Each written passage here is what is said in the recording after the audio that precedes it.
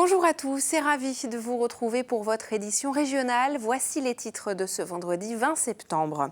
Le procès pénal du Mediator s'ouvre ce lundi à Paris. Les victimes seront face au laboratoire Servier qui a commercialisé ce médicament. Le docteur Irène Frachon, pneumologue brestoise à l'origine de ce scandale, nous livre son sentiment.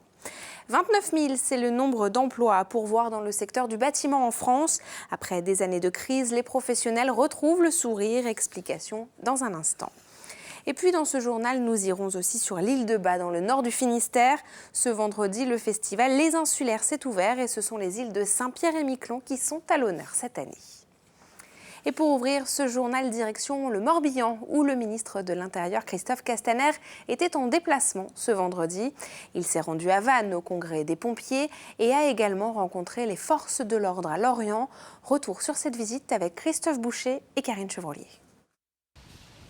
Premier déplacement en Bretagne pour Christophe Castaner en tant que ministre de l'Intérieur, et c'est au commissariat de police que le premier flic de France a rendu visite. Sur place, il a pu constater les investissements humains et matériels réalisés à Lorient. 11 nouvelles recrues sont venues renforcer les effectifs en place cette année et parmi eux, 2 officiers dédiés à la toute nouvelle BAC, la brigade anti-criminalité de jour mise en place au début de l'été.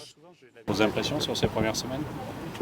Intéressantes. Alors moi, pour le coup, moi je découvre le métier vraiment sur le tas. Et puis, ce qui est intéressant ici, c'est qu'on a un côté urbain, un côté rural et aussi un peu estival. Donc on va avoir différentes délinquances.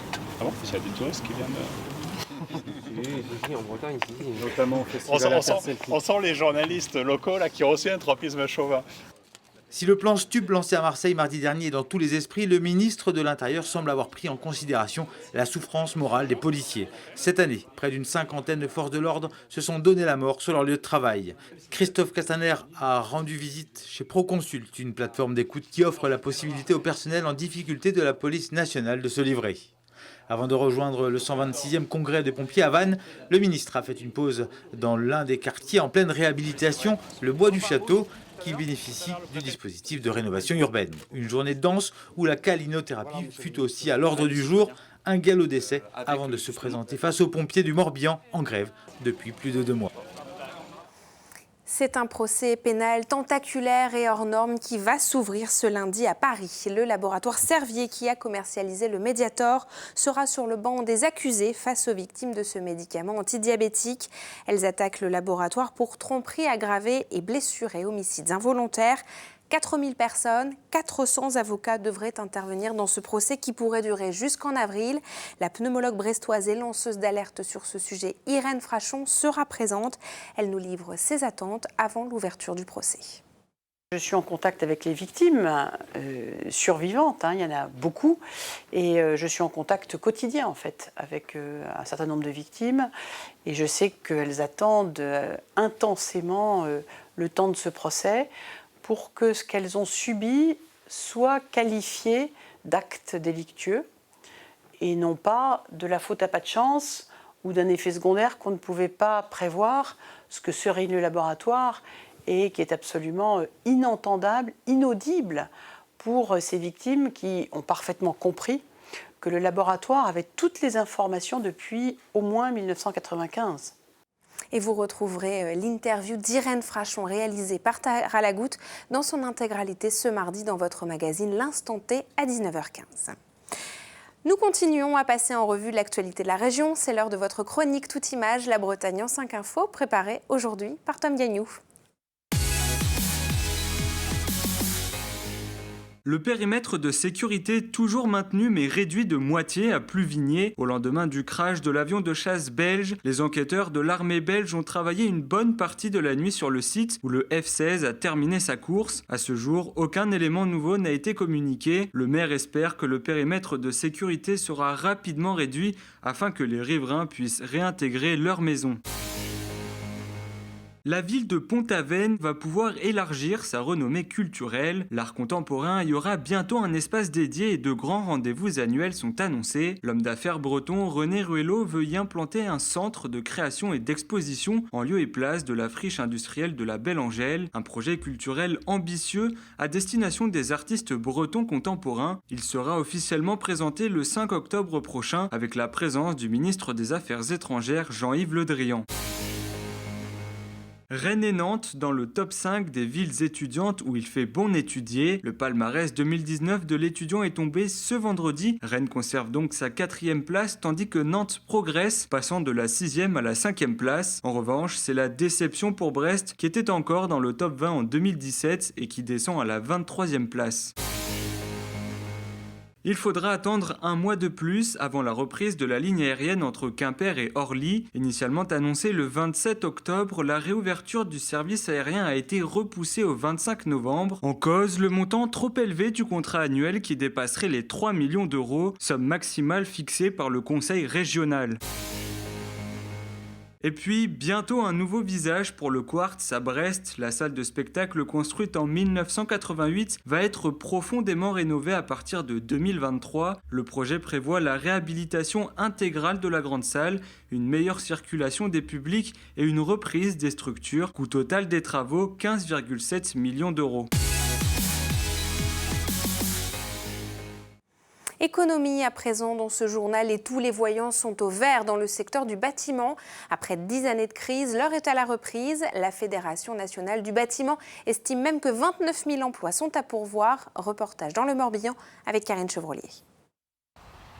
Les maisons neuves gagnent du terrain, les résidences collectives fleurissent et l'ancien se fait une nouvelle jeunesse. Le marché du bâtiment se porte bien, même très bien dans le Morbihan. Plus 2 à 3% de chiffre d'affaires annoncé pour cette année. On a la chance d'avoir un territoire qui bouge. On a bien sûr un effet TGV. On a beaucoup de personnes qui viennent s'installer sur notre territoire. Et puis on a les banques aujourd'hui qui prêtent sur donc les jeunes ménages. Et on a donc beaucoup de projets qui sont en route. Après une baisse d'activité de 25% en 10 ans, le bâtiment reprend donc des couleurs. Les carnets de commandes ne désemplissent pas. Entre juillet et août, j'ai dû faire à peu près 60 devis. Et ce qui n'était pas le cas l'année dernière. Le poids des devis est plus important cette année. Le carnet de commandes est aux alentours de 3 mois d'activité devant nous, qui est déjà un carnet assez honorable. Pour certains secteurs, comme la maison individuelle neuve, marché le plus porteur dans le département, on peut monter à 9 mois. L'activité est en hausse et pourtant certains chantiers sont en suspens. Aujourd'hui, clairement, on a des délais d'exécution, des durées de chantier qui s'allongent du fait que l'on n'arrive pas à coordonner de façon aussi fluide les corps de métiers successifs parce qu'ils sont surchargés. Maintenant, sur beaucoup de projets, le maçon va décider, ce n'est plus le promoteur qui va décider quand est-ce qu'on démarre un chantier, ce sont bien les entreprises qui vont donner en fonction de leur planning le démarrage du chantier. Oui, donc il faut attendre peut-être un petit peu plus. Aujourd'hui, dans le Morbihan, 1700 emplois sont à pourvoir dans le bâtiment, un secteur dont le chiffre d'affaires représente plus d'1,8 milliard d'euros.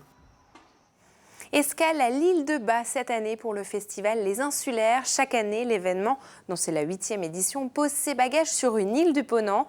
Ce vendredi, les premiers festivaliers arrivaient sur ce bout de terre au large de Roscoff pour tout le week-end et Tara Lagoutte a débarqué avec eux. Dernière ligne droite pour les bénévoles. Voilà, parfait. Ce week-end, la population de l'île va passer de 320 personnes à plus de 4000 par jour. Alors forcément, il faut s'organiser. Alors ce matin, on fait les derniers petits réglages, installer toute la signalétique, les banderoles, etc. Vérifier que tout est OK. Là, on a ouvert le festival à 10h ce matin. On est presque prêt. Pendant ce temps, les festivaliers arrivent petit à petit et certains vacanciers venus visiter l'île découvrent tout juste que c'est week-end de fête à l'île de Bas. On n'est pas venu exprès, c'est par hasard et c'est mon premier festival. On est seulement ici pour visiter l'île et c'est une grande surprise de voir cette festival des îles, alors c'est très très bien. Les concerts auront lieu en fin de journée, mais les quelques animations commencent déjà. Et pour ouvrir le bal, les enfants de l'école de l'île entament une chorale.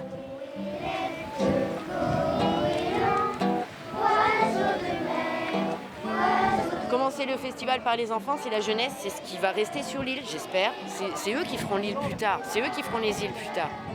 Cette année, l'île de Saint-Pierre-et-Miquelon est à l'honneur du festival, un moyen pour les visiteurs d'en savoir un peu plus sur cette île à 4000 km d'ici. J'aurais du mal à placer Saint-Pierre-et-Miquelon sur une carte, donc ça va être l'occasion d'en savoir beaucoup plus. Les logements et le camping de l'île affichent déjà complet. Pour ceux qui voudraient profiter du festival, pas de panique. Les vedettes de l'île de Bas tourneront jusqu'à 23h tout le week-end. Et c'est avec ces images de l'île de Bas que l'on referme cette édition. Merci de nous avoir suivis. On se retrouve lundi. Belle soirée et bon week-end sur nos antennes.